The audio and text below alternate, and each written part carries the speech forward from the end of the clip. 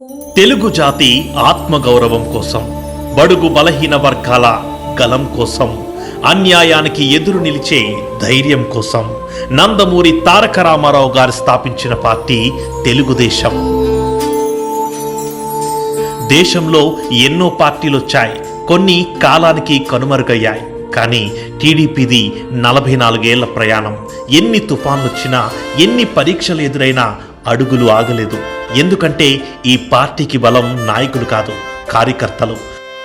Party కష్టకాలంలో కన్నీళ్లను అదిమి పెట్టుకొని నవ్వుతూ ముందుకు నడిచారు.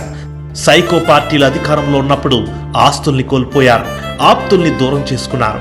ఎవరెన్ని ఇబ్బందులు పెట్టినా ఏ ఒక్క కార్యకర్త ఒక్క క్షణం కూడా వెనక్కి తగ్గలేదు, ఒక్క అడుగు కూడా వెనక్కి వేయలేదు. అది నిబద్ధత కాదు, అది త్యాగం కాదు, అది ఒక నమ్మకం. ఆ నమ్మకమే ఈరోజు పసుపు జెండాను సగర్వంగా ఎగురేస్తోంది. తెలుగుదేశం కూడా అంతే బాధ్యతగా ప్రతి కార్యకర్త వెనక నిలుస్తోంది. 5 లక్షల రూపాయల బీమాతో రక్షణగా మారింది. చదువులు, వివాహాలు, జీవనోపాధి, ఇలా ప్రతి అవసరంలో, ప్రతి కష్టంలో ఒక కుటుంబంలా నిలిచింది. అనారోగ్యం వస్తే ఆసరాగా నిలిచింది ఈ పార్టీ. ఇది సహాయం కాదు, ఇది ఓ బంధం. రక్త సంబంధం లేకపోయినా మనసుతో కట్టుకున్న బంధం. కార్యకర్తలు ఉన్నంత వరకు ఈ జెండా ఎగురుతూనే ఉంటుంది, ఈ ప్రయాణం కొనసాగుతూనే ఉంటుంది.